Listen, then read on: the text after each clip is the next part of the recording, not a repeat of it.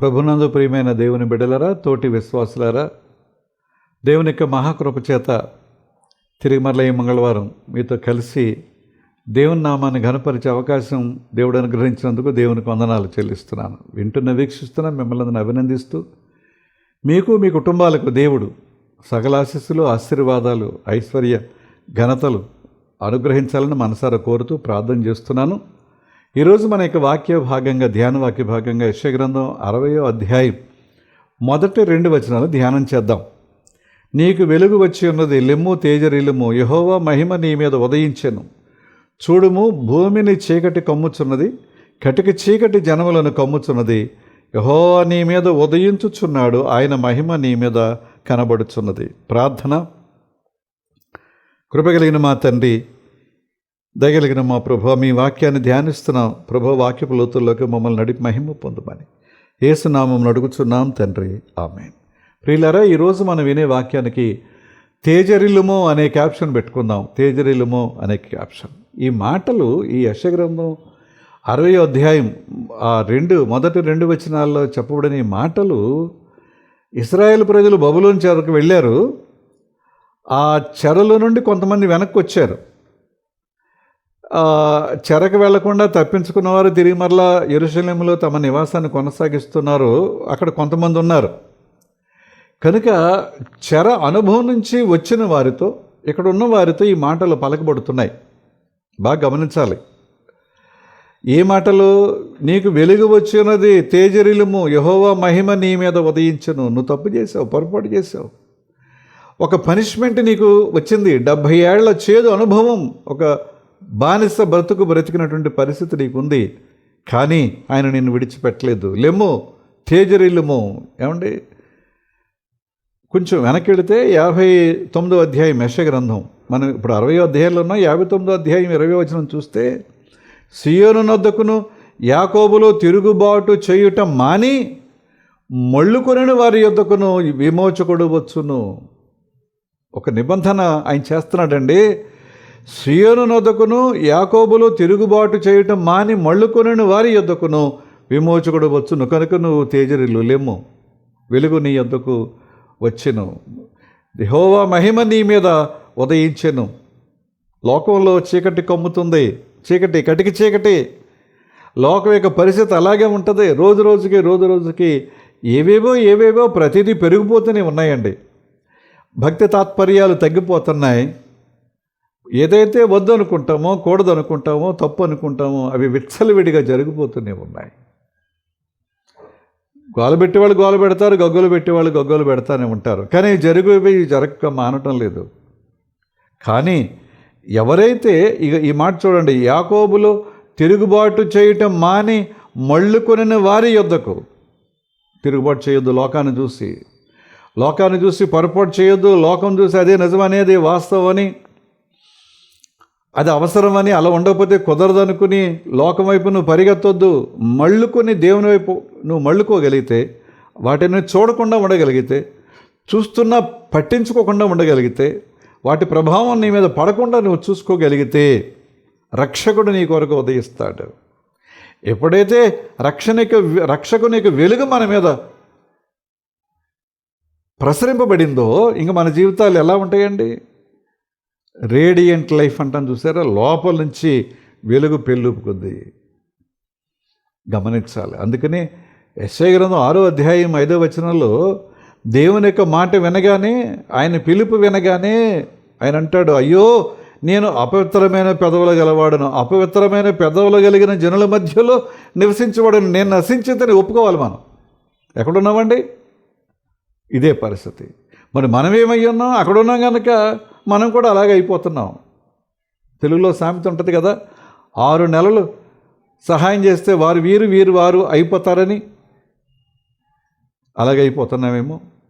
కనుక తేజరిల్లు, చీకటి కమ్మనివ్వకు, నువ్వు చీకటిలో ఉండకు, వెలుగులోకి రా, తేజరిల్లు.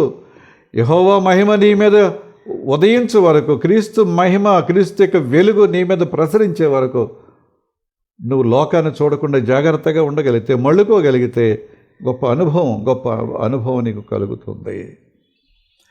మీకా 3:6లో మీకు దర్శనము కలగకుండా రాత్రి కమ్మును, సోది చెప్పకుండా మీకు చీకటి కలుగును. ఇటు ప్రవక్తలకు సూర్యుడు కనపడిన కూడా అస్తమించును, పగలు చీకటి పడును.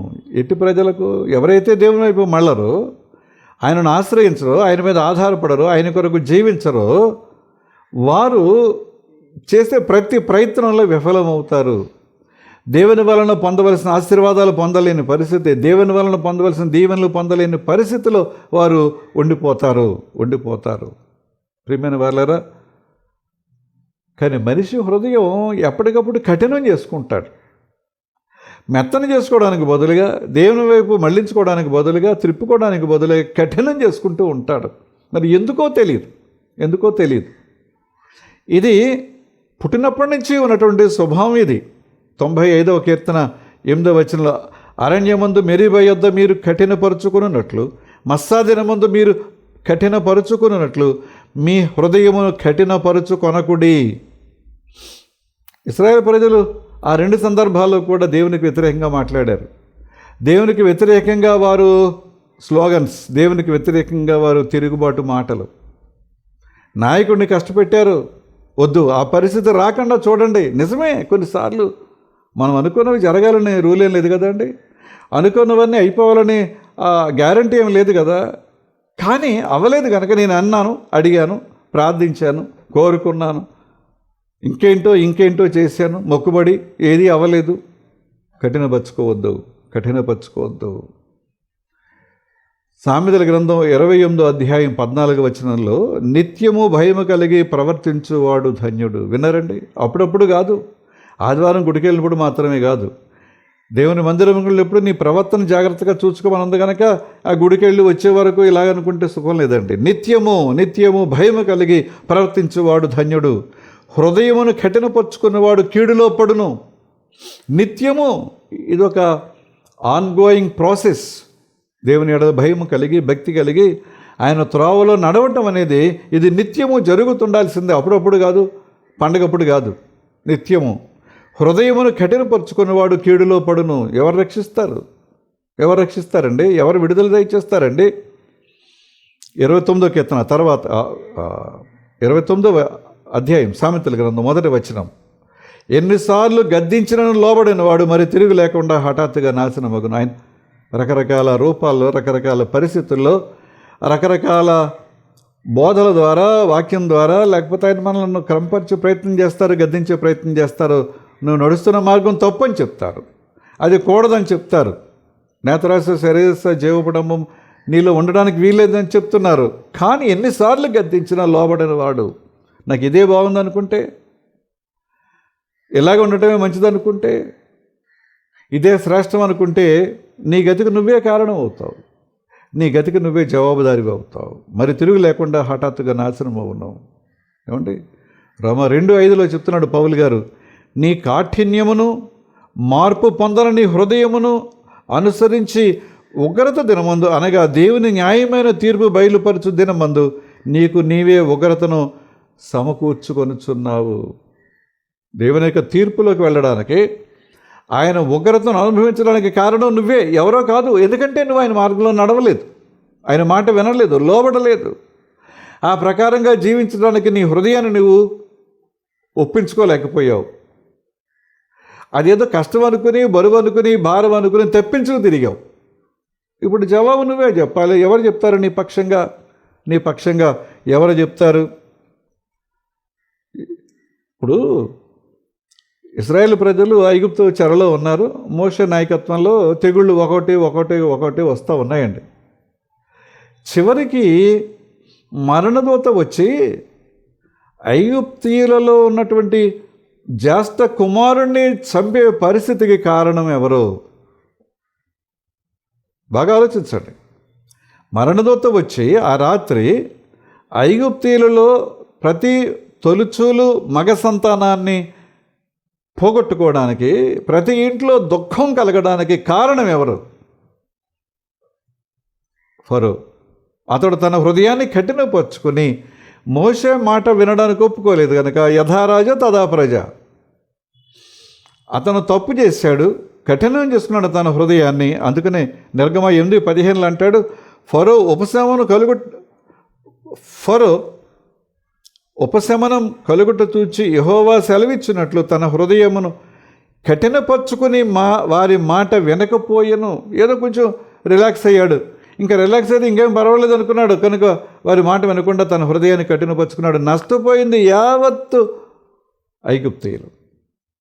బాగా గమనించాలి మనం. ఒకవేళ నేను నా కుటుంబాన్ని కఠినపరుచుకుంటే, దేవునికి లోబర్చుకోకపోతే, దేవుని యొక్క అడుగుజాడల్లో నడవకపోతే నా వలన నా కుటుంబం ఒకవేళ నష్టపోతుందేమో, నా రాబోయే తరాలు వారు నష్టాన్ని ఎదుర్కొంటారేమో, కష్టాన్ని చవి చూడాల్సి వస్తుందేమో.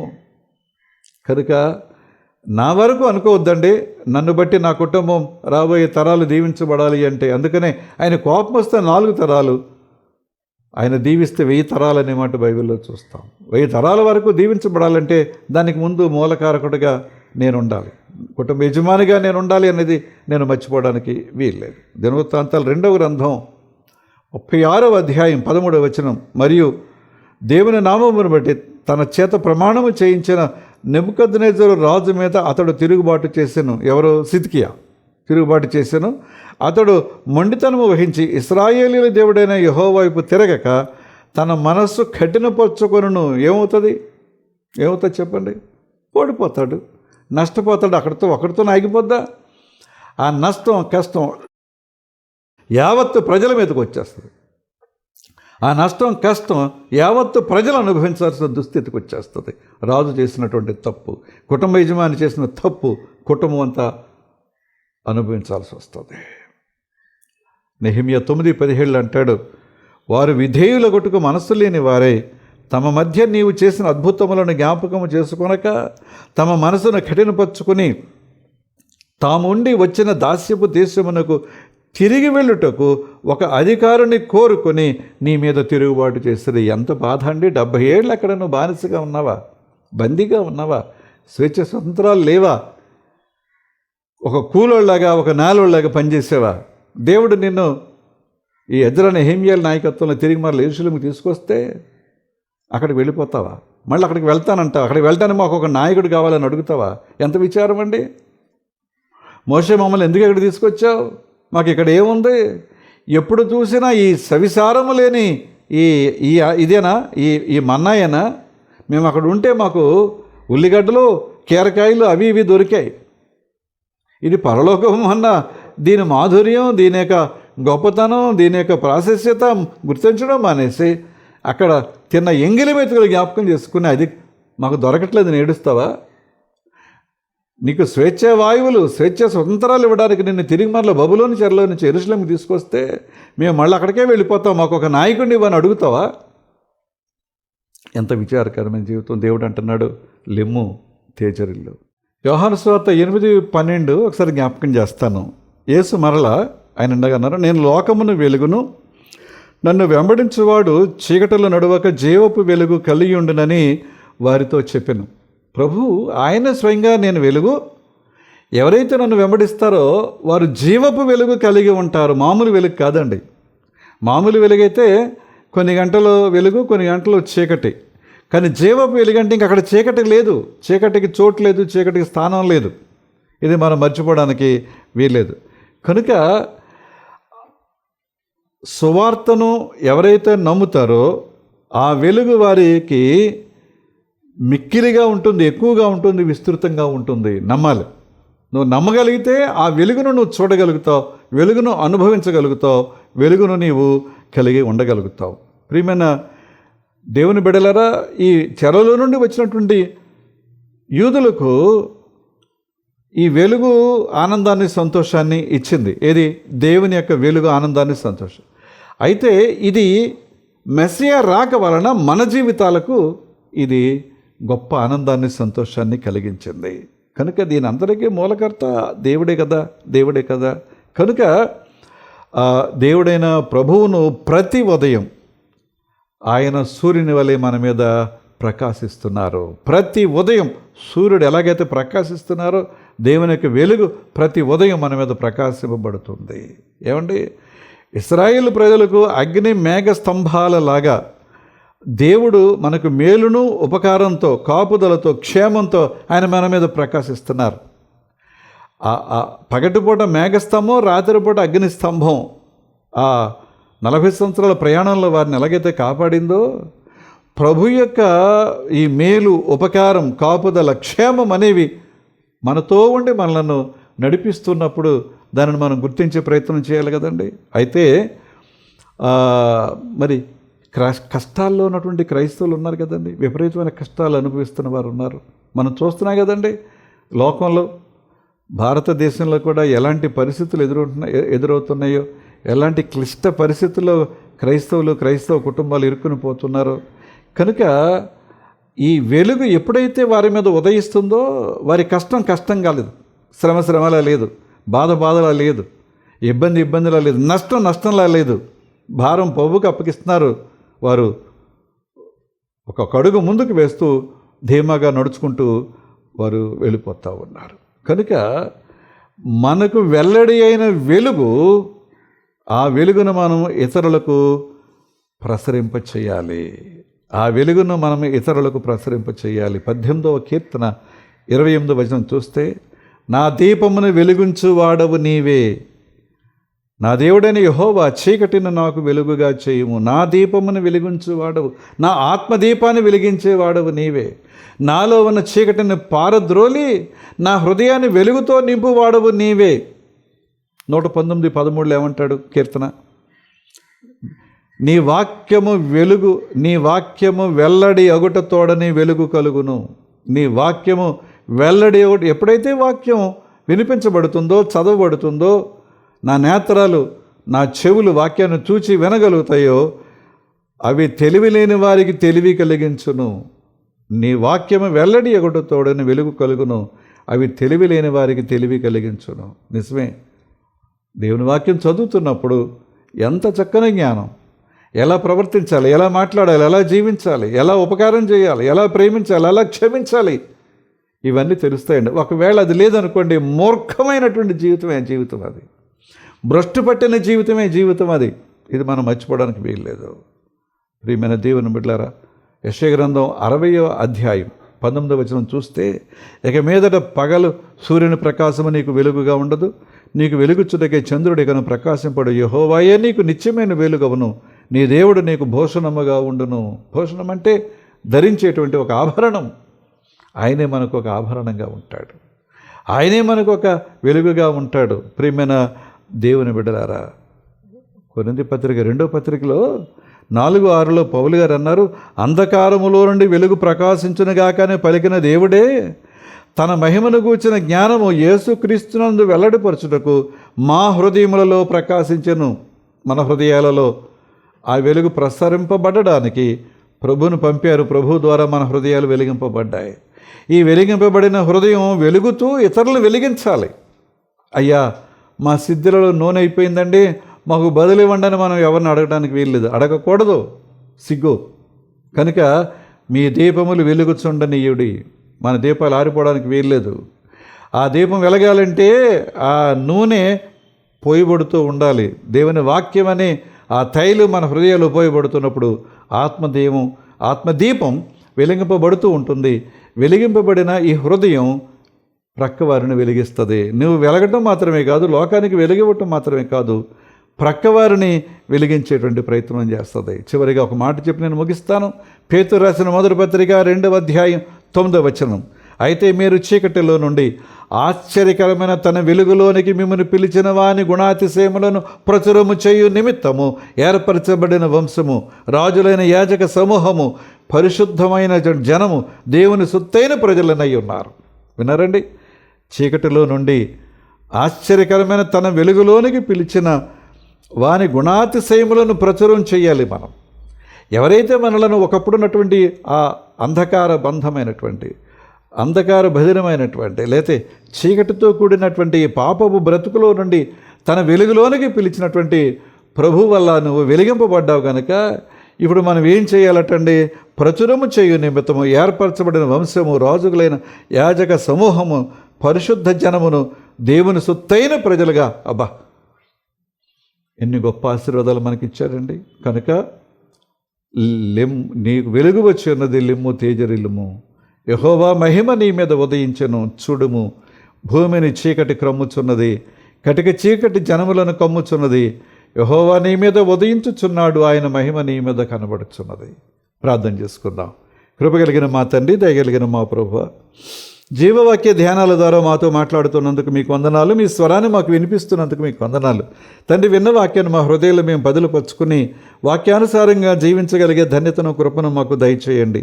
మీ కృపాక్షేమములు మా కుటుంబాలన్నిటికీ దయచేయండి.